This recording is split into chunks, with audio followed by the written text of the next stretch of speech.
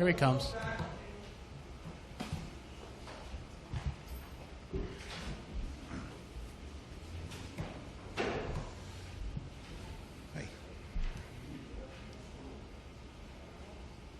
Ask you about two guys you brought in for your secondary who gave you some trouble last year, Perry Fuel and Goldson. Why you brought them both here? What do you see in them? Well, Coach Fuel brings great experience with him on his resume. One, he's a great person, very loyal guy, and two, he's been productive where he's been. He's been in a division. He knows the division, knows the opponents, knows the Giants, obviously, and great wealth of knowledge. Anytime you have a guy with experience as a defensive coordinator, we have a young defensive coordinator. You had a guy like Perry Fuel to help in that transition process, a guy that understands his role, understands football. It was a great addition for us. A lot of respect for him going against them the last couple of years, and he's a great addition. And then, of course, Golston.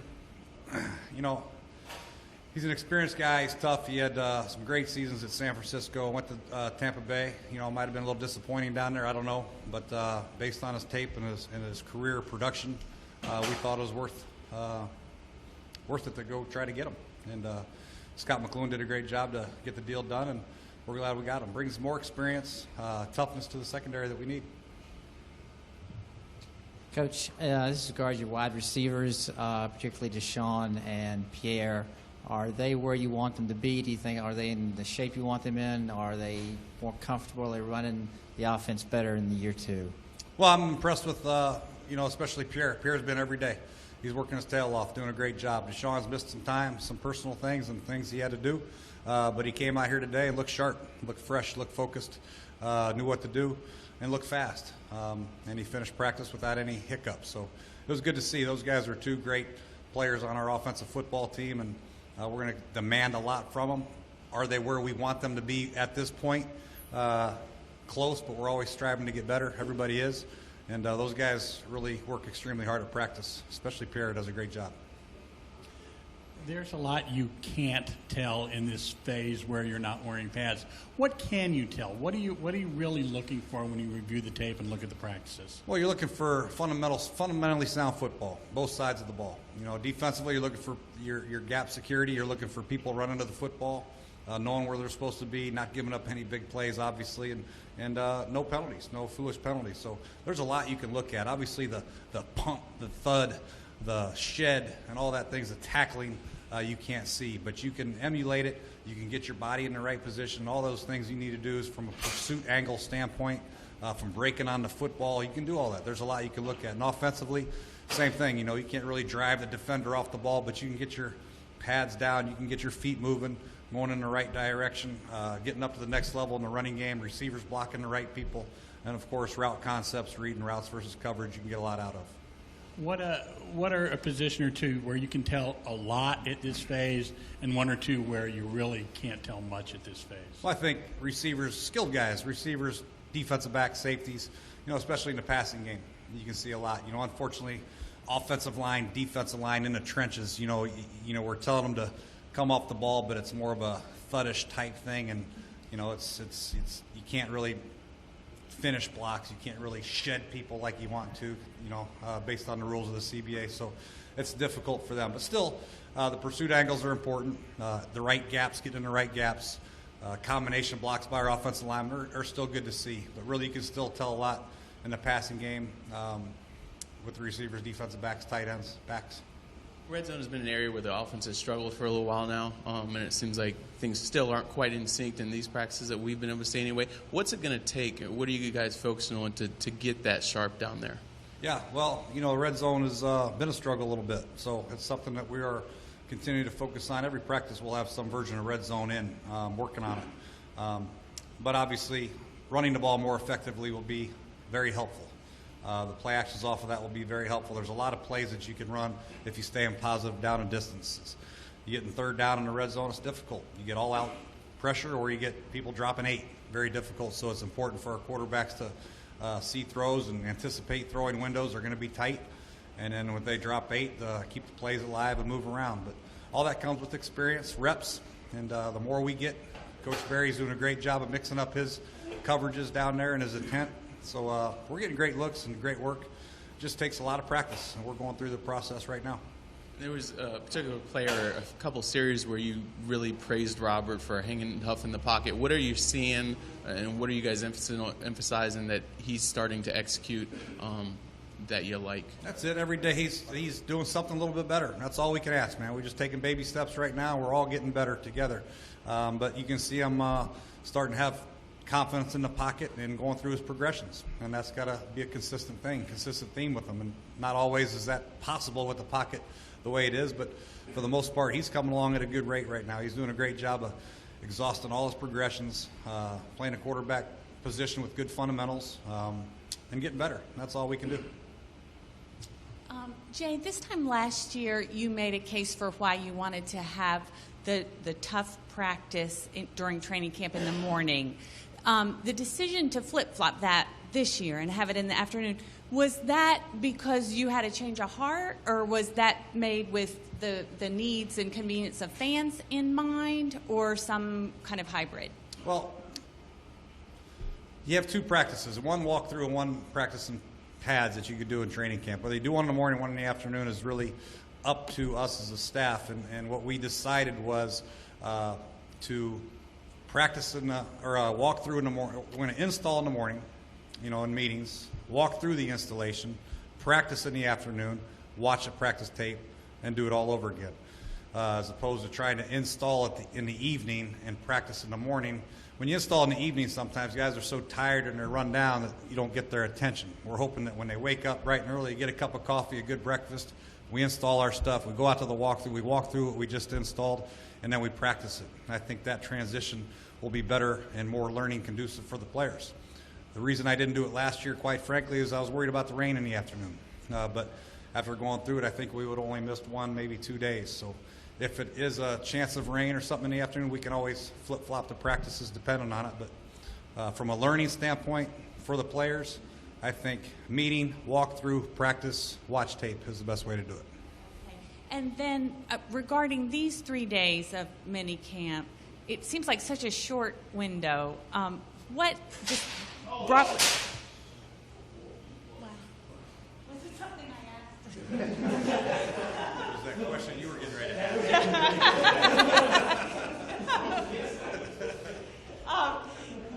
You're all right? Okay.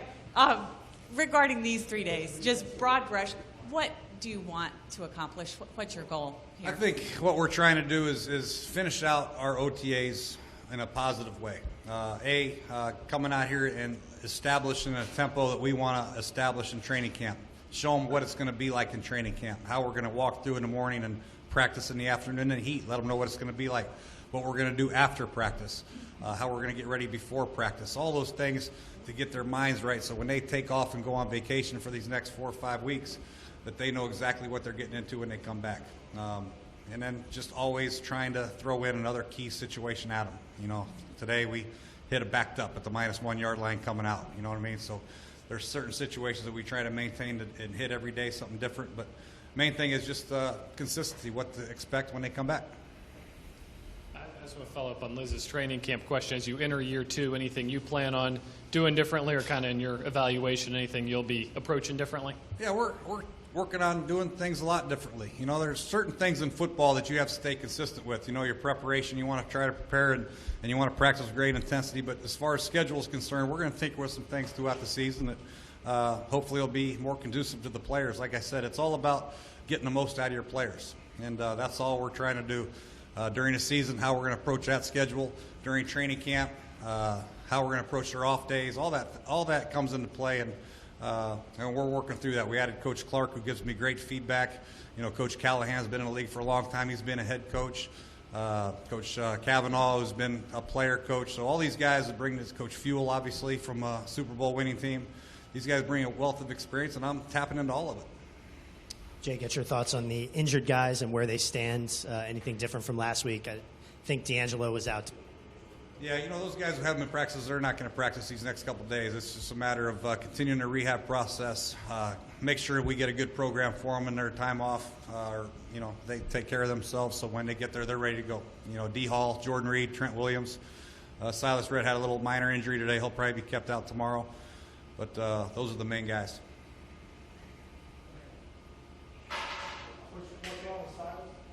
He just turned his ankle a little bit. Very, very, very minor.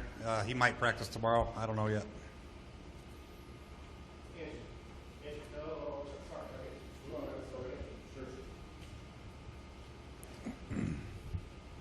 Saw an offensive lineman literally run a lap after a false start. How important is it to shore up those middle mistakes? You know, OTAs and minicamp, that's exactly, I'm sure, what you guys are going for. Yeah, it's important. You know, it's the self-inflicted wounds we learned the hard way last year. There's too many of them. And when you're a team trying to get yourself out of the bottom of the half of the division or the bottom of the division, those self-inflicted wounds cost you. And we have no chance if we continue to shoot ourselves in the foot. So we're trying to, maintain a high standard here like we always have. But jumping off sides, having false starts, we have no chance if we do that. Coach in the back, I want to get your thoughts about defensive coordinator Joe Barry. What do you like about him and his scheme? Well, I like his energy. I think you can see him out there every day. He's the same guy every day. He's not up one day, down the next day, happy, sad. He's a consistent, upbeat, positive influence on our team, and he's always coaching, and that's why I like him. And X's and O's wise, I feel confident in his knowledge of the game of football, but really a lot of coaches you can interview are very knowledgeable. They can draw up defenses on the chalkboard. It's a matter of getting the players to execute and motivating the players and developing the players, and that's what we're all about here. We got some young, talented players in this building, and we're all about trying to develop our football team, this franchise to be a consistent winner for a long time, and I think Joe Barry's the perfect guy to do that with our defense. Coach, can you talk specifically about what you've seen out of Brandon Sheriff so far? Sheriff? Yeah. Well, we saw him at the rookie camp and excited to see him play for the first time, and he moved over to right tackle, and, he had some struggles, but the thing about Brandon is that I've noticed already is he takes coaching extremely well, and, he learns. If he has a mistake, he's going to try to fix it, and that's important for an offensive lineman. To study the game and learn from your mistakes, because you're going to get beat a couple times by some, top-level pass rushers, or you might lose a block on a running scheme or what have you. But the good thing about Brandon, he's strong, he's got great feet, and he really cares about the success of a football play. So with all that in mind, size, strength, takes coaching well, has a great coach working with him, I think he's going to be fine. Jay, it seemed like Robert, specifically in that drill that you had the guys work from the 1 yard line on, and you praised him after that. He made a big throw on third down. A little more animated today in a positive way than maybe we've seen him over the last year or so. Do you sense that he's got maybe even a different level of confidence now after working with Matt and having a year in the system? I hope so. That comes. He's got to continue to just play the position, and the more he plays it, the more success he has, the more confidence he's going to build as a player, and the more confidence this whole offense is going to be with him under center, and that comes with reps, and that comes with time. I don't think anybody lacks confidence with him as a quarterback. I think that the transition from him in a new system last year was a little bit rocky for all of us, but when you have the same system going in for year two, I think he's going to get better, and you can see the progress every day that he makes, and it's exciting to watch, really is, with all three quarterbacks, actually, but Robert especially is doing an excellent job every day. He's not perfect. Nobody is. I'm not perfect, but he is really striving to be perfect, and he's doing a great job of working. And just we have to ask, do you guys have any update on the Jay situation? Anything developed from there?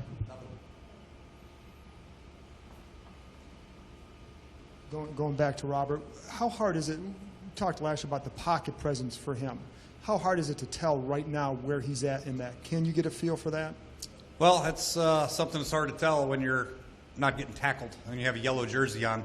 But, that again, just his feet in the pocket. Coach Cavanaugh, Coach McVay, myself, we're always talking about the feet and the footwork and getting the good base and all that good stuff. But, the pocket presence, when they're live in the preseason, we'll tell a lot, but I feel good about where he's going. The big thing is we're trying to get the ball out of his hands. Let him get the ball to our playmakers. We got some playmakers on offense, and if he can anticipate some throws, get the ball out of his hands, his footwork sound, I think everything will be fine with him. So when you're watching him, then when he sometimes gets out of the pocket, which is what he can do, make plays, do you have to go back and analyze, well, that's a good decision? How hard is it to tell if it's a good decision out here for him to get outside the pocket? Or do you say you got to get rid of that one? Yeah, every situation is different for the quarterback.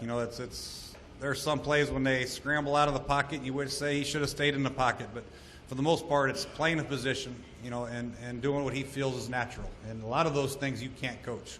So he's a very gifted quarterback. We know that.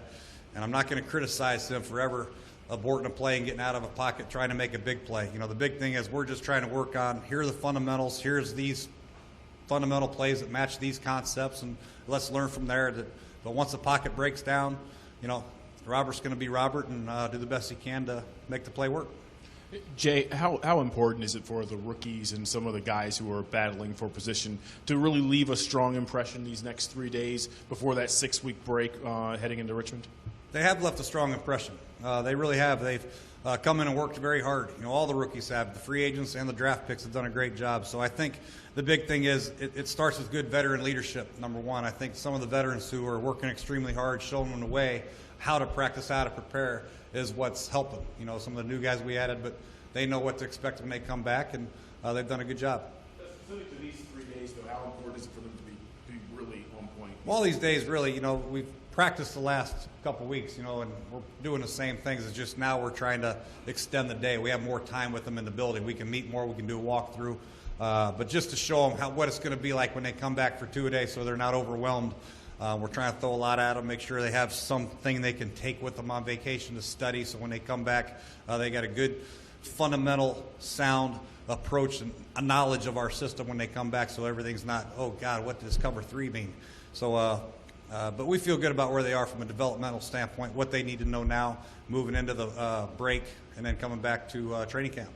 Jay, how much different is the chemistry between Robert and his receivers now than at this point in the season or even at this point last year? Well, you know, first of all, everybody's running a little bit different system. There were some similar concepts we had. You know, this year is still a little bit different. You know, we're doing some different things, but Deshaun's missed a little bit. But I think when you have another year working with the same receivers in the same system, last year we had Deshaun was new for Robert, Andre Roberts was new for Robert, Ryan Grant was new for Robert. So we had some new guys that were running routes for him, and everybody was kind of learning the system. So this year we still have some new players, but we have some guys coming back that are doing the same thing, which that helps. When you have the same people doing the same thing for 2 years in a row, it's beneficial to everybody. There's more consistency, there's more knowledge, there's more confidence in where you're going, where you're supposed to go, where the ball's supposed to go. So it should be, hopefully, a lot smoother process. Coach, with all these new guys, you talked about how valuable these veterans are. Any veterans in particular that you've seen have really stood out in these couple days? I saw D. Hall run into the field after one of those interceptions, I think by Hassan.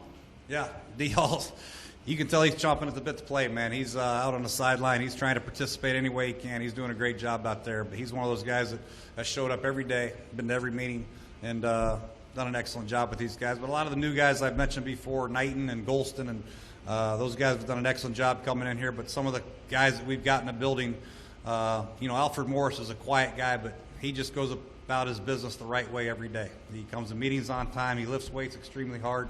Niles Paul's the same way. You know, DY the same way. Those guys are coming in here. When you got guys in here like that have been here, that have worked that hard in the weight room and are very punctual, and they come out to practice and they practice hard with a purpose, it only can rub off in a positive way to your younger players. Coach, quick question about the karate teacher that you guys have out there helping you out. Any comments on if it was motivated by the Rumble in Philadelphia last year? Or just in general? I missed the first part of it. The karate guy. He wanted to know about the karate coach. Oh, the karate coach? Why was that? About the Philly game last year. Last year, the Philly game. Oh, the fight? Oh, yeah, no. No, that's all about trying to develop our pass rush. And he's also helping us strength room. But he's got a wealth of knowledge. He's worked with Justin Houston and Tom Ali, and he worked with Stephen Baia last year at Chicago. And, you know, I think his resume speaks for itself as far as development of pass rushers. Wow, it's pressure. Coach, I'm sorry to be so foggy on this. It used to be in the offseason you had a lot of time to work with players. A lot of guys talk about the CBA and how it's shortened things. How much time do you have with them? How much time can, say, Robert be in here working with receivers, working with coaches? What's the format now? Well, you know, it's all in the CBA. We are following that. Phase 1, Phase 2, Phase 3, they're all different set of rules, as far as going out on the field and how much meeting time you can have with them. Right now we're in a mandatory minicamp, so this is the most time we can have with them. We can spend, I believe it's from 8 a.m. till 4 or 5 p.m. I'm not sure the exact time, but all the rules are given to us by the CBA. Our Director of Football Operations, Paul Kelly, has it mapped out. We can't go over a minute, but there is some limitations that frustrate us a little bit, but I think in a way, they're getting all the work I think they need. We'd like to have them longer, but we're doing what everybody else has to do. Thanks, Coach. All righty.